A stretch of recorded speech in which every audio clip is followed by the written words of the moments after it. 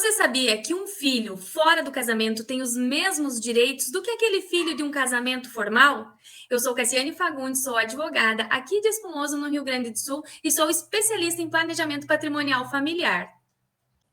E eu sou Ângela Cecília Confortin, também sou advogada e sou de Chapecó, Santa Catarina. E juntas, eu e a doutora Cassiane, nós vamos conversar com você sobre esse tema que gera tantas dúvidas. Como fica a divisão do seu patrimônio quando existe um filho fora do casamento? E se você ainda não organizou o seu patrimônio, essa situação, ela pode virar um verdadeiro campo minado lá para frente. Antes de mais nada, nós vamos deixar uma coisa muito bem clara aqui: filho é filho, independentemente de ter sido do casamento ou fora dele, estando registrado no papel ou não. Do ponto de vista jurídico, todos têm os mesmos direitos, não é, doutora? Exatamente isso. E se o patrimônio ele não estiver organizado, esse filho ele terá os mesmos direitos à sua parte, o mesmo direito que os outros filhos no momento do inventário.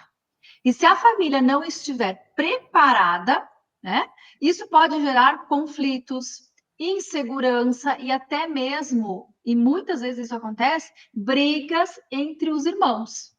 Exatamente. E quando a gente está tratando de patrimônio, de meio rural, onde a fazenda, onde as terras são o principal patrimônio da família, a coisa ainda pode ficar mais complicada. Por quê? Diferente de um apartamento na cidade, na maioria das vezes, a fazenda, ela é indivisível e ela é o sustento da família. Exato, né? E o que que acontece? Você sabe o que a maioria das famílias fazem? Nada, né? Deixa todo o patrimônio no seu CPF, não organiza isso antes, não estabelece uma estrutura e só pensa em resolver lá na frente, quando o problema aparecer. É verdade, mas tem um caminho muito mais inteligente e estratégico, que é organizar tudo isso quando ainda você está bem e em paz. E é aqui que entra a função da holding familiar. Conta para nós, doutora, qual é a função da holding? Exato, doutora Cassiane. E não só a função da holding, né? A nossa função também, como profissionais do direito, que é levar essa informação para as famílias, o que é que a gente está fazendo aqui nesse vídeo, né?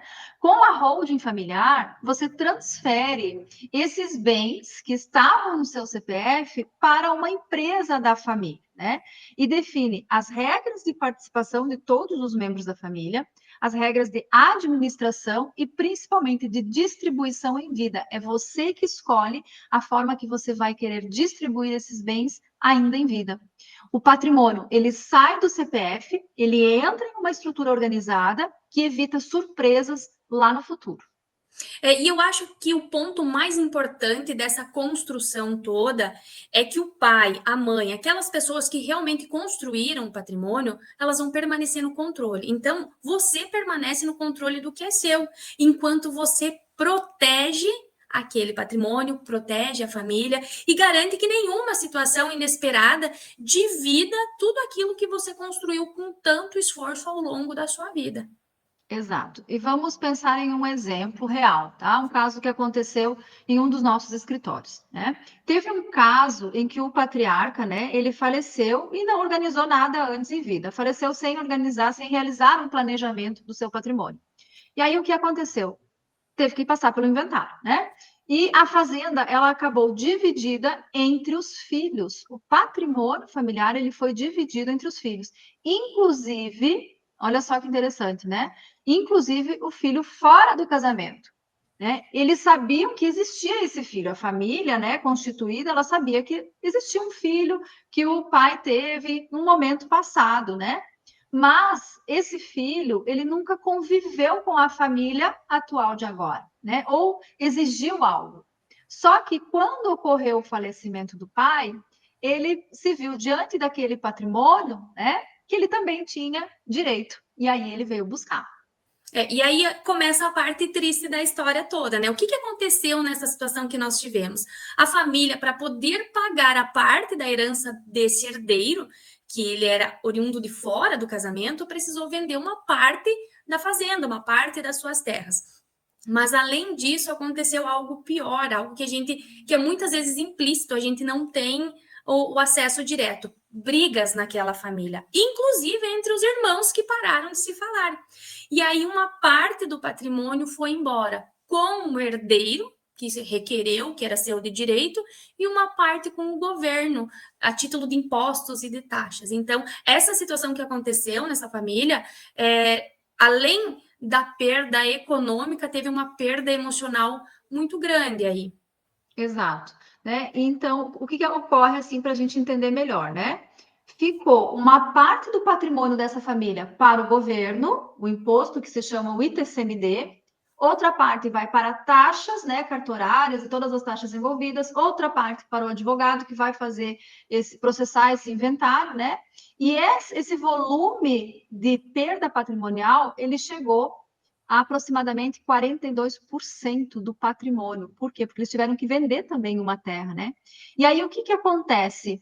Essa avaliação, quando a gente passa pelo procedimento de inventário, a avaliação para os cálculos, tanto do governo como de todos os gastos envolvidos, é pelo valor de mercado dos bens.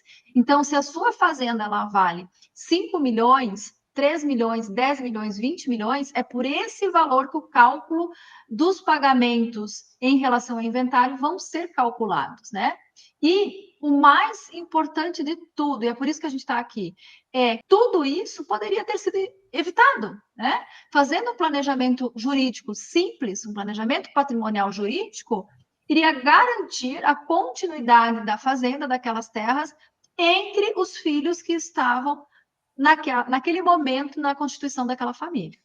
Filho fora do casamento não é o problema. O problema é deixar tudo desorganizado, sem nenhuma estrutura e esperar que tudo isso se resolva numa boa em algum momento. A lei, ela autoriza que os pais distribuam de forma diferente o patrimônio entre os filhos, desde que se reserve a legítima. Então, o filho fora do casamento, ele não é o problema é deixar desorganizado mesmo. Exatamente, né?